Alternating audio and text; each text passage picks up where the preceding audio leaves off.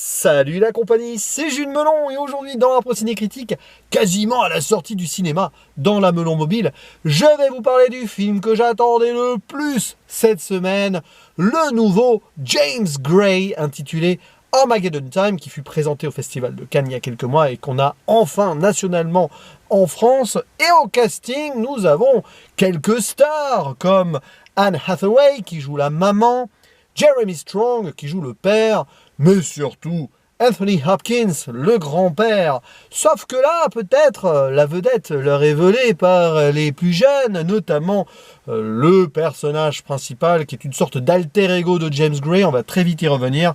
Michael Banks Repeta, c'est lui son interprète. Citons l'acteur qui joue son pote, un certain Jalen Webb, puisqu'il s'agit clairement ici d'un faux biopic. Pas vraiment, évidemment, mais un brûlot très autobiographique de la part de James Gray qui raconte plus ou moins ici son enfance. Alors, qu'est-ce qui est réel, qu'est-ce qui est fictif, ça, on peut lui demander au réalisateur, mais peu importe, on se laisse porter par cette histoire qui se déroule au début des années 80 dans le Queens à New York, quartier assez diversifié, que ce soit sur les classes sociales ou les origines ethniques, et donc dans une famille à peu près tranquille, middle class, qui est d'origine de l'Europe de l'Est pour les grands-parents ou arrière-grands-parents, qui est de confession juive. Nous allons suivre un jeune garçon qui rentre au collège, grosso modo, et aussi dans l'adolescence, quelque part, le petit Paul, qui va donc à l'école publique. Voilà, attention, c'est très important. Avoir la tête plutôt dans les étoiles, il rêve de devenir artiste, il aussi est fan de fusées, bref.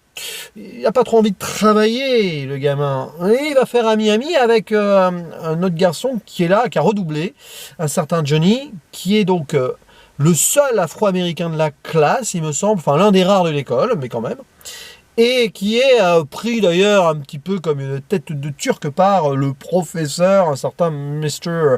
Turkeltaub, appelé Mr. Turkey, enfin Turkey, parce que Turkeltaub, enfin Turkey, la dinde, bon bref, c'est amusant, mais bon. Et les deux amis vont pas forcément être très concentrés, vont faire quelques petites bêtises, ils vont vivre leur jeunesse, quoi, et ça va inquiéter à la fois leurs profs, mais aussi les parents. Amitié qui n'est pas bien vue à droite à gauche. Ouais, oui, discours sur la tolérance aux États-Unis, mais ça on va y revenir aussi. Et donc le petit Paul va à un moment être placé dans une autre école privée qui est administrée, possédée par un certain Fred Trump, qui n'est nul autre que le père de Donald Trump. Oh là là, bah oui. Et sachant que ça se déroule au début des années 80 et qu'en filigrane on voit la montée de Ronald Reagan et sa future élection qui arrive. Et ouais, vous l'avez compris, non seulement c'est un film très personnel, oui, mais aussi qui raconte l'Amérique. Et oh oui, ça c'est parfait là-dessus, sur le plan très intuitif donc de l'histoire et à la fois de ce qu'il a pu vivre plus jeune. On sent que c'est un brûlot maîtrisé.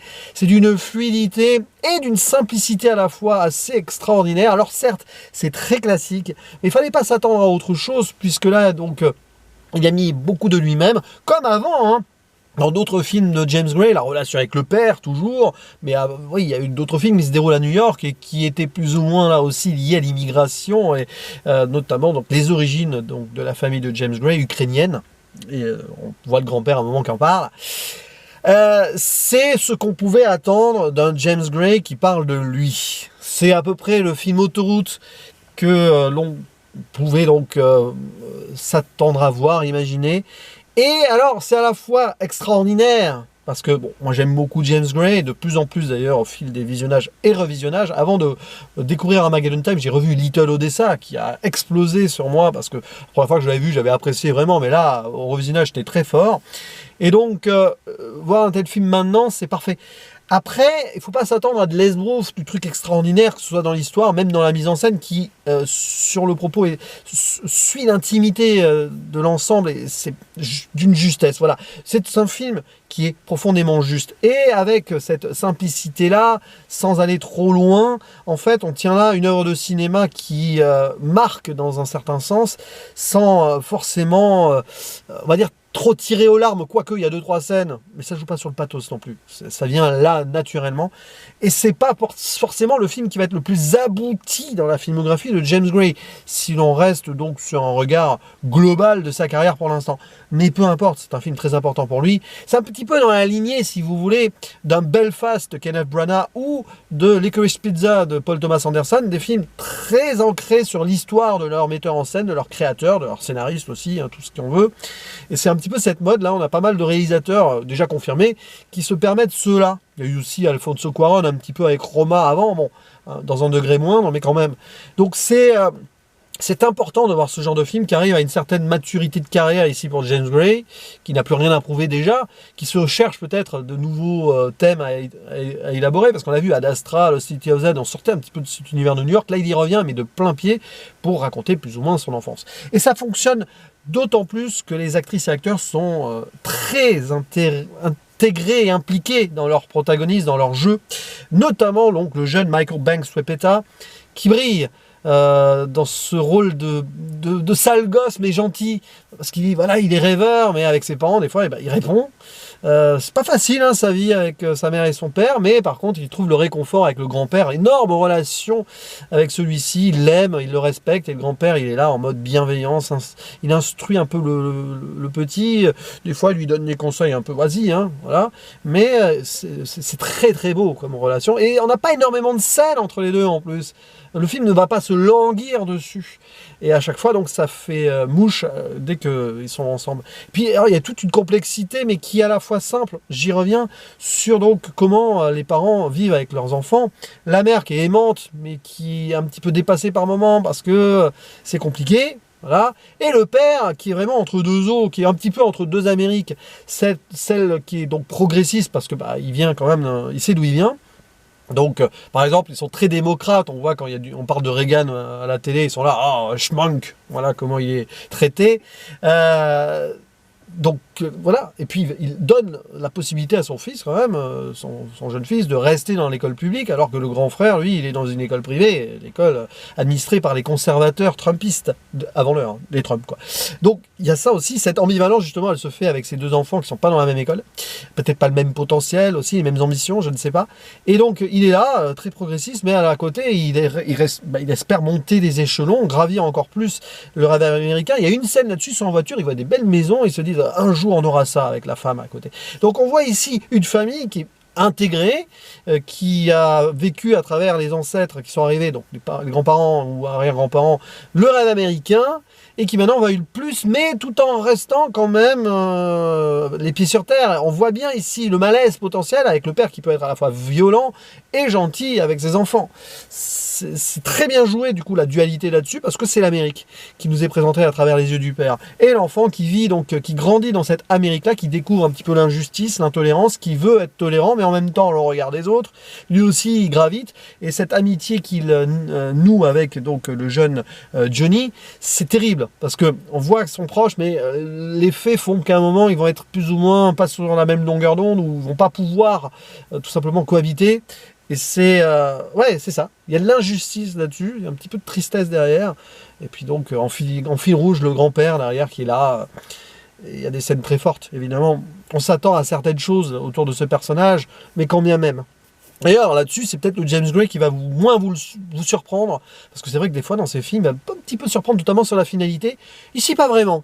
Pas vraiment, il cherche pas ça. Il y a une petite évolution, là, dans son style, même si sur la mise en scène, c'est toujours parfait là-dessus, parce qu'il épouse donc les destins donc de ses protagonistes, cette forme d'errance, cette acceptation ou pas, ces problèmes familiaux ou non, ce lien qui se défont et qui se refont.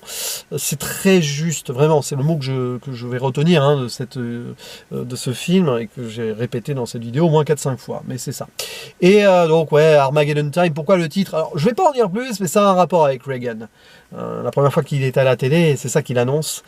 Et c'est vrai que là, ce film est un magnifique discours, et même un pamphlet sur cette Amérique qui donc a du mal à tolérer ces minorités qui viennent, les traitant de certaines manières, répercutant aussi donc les erreurs de l'histoire. On voit quand le grand-père parle de ce que c'est sa mère et ses grands-parents ont vécu en Russie, en Ukraine du coup. C'est assez touchant, mais on voit bien que l'humanité fait toujours ces mêmes erreurs et qu'il faut s'imposer face à cette injustice-là. Et c'est ce que Paul va essayer d'apprendre plus ou moins facilement. C'est pas un film où hop, il va y avoir du miracle non plus, mais on va voir cette évolution-là. Et moi, je trouve ça vraiment brillant à ce point-là. Mais c'est peut-être pas le meilleur James Gray pour autant.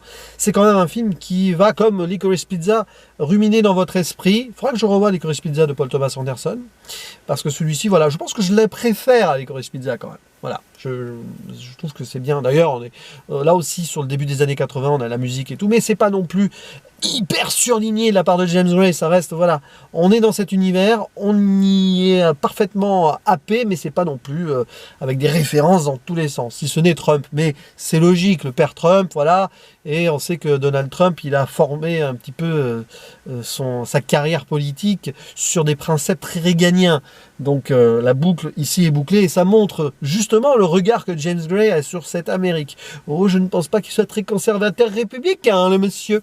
Voilà. Mais en tout cas, à voir. Hein. D'ailleurs, il y a aussi Jessica Chastain qui joue, je crois, la mère de Donald Trump ou la tante. Enfin, c'est pas trop parce que elle prend la parole à un moment. Il y a des discours comme ça assez ironiques de la part de Fred Trump et donc de Marianne Trump, comme ça face à l'élite et tout. Hein. Oui, mais l'élite, est-ce que c'est ce que Paul, alias James Gray veut? Non, lui, il veut être artiste, il veut être rêveur. Est-ce que c'est possible d'être tant que tel au début des années 80 aux États-Unis? La question est posée. Mais voilà. Bref, il y a tant à dire. C'est un film où on peut dire énormément de choses malgré sa simplicité. Et c'est ça que je trouve fascinant. Déjà dans le cinéma de James Gray d'habitude, mais d'autant plus ici puisqu'il nous met un petit peu à nu sa jeune existence. N'hésitez pas à dire en commentaire ce que vous pensez de ce Armageddon Time, parce qu'il y a des choses, à mon avis, à échanger à ce sujet. Je vous attends au tournant. Il ne me reste plus qu'à vous dire à la prochaine. Ciao.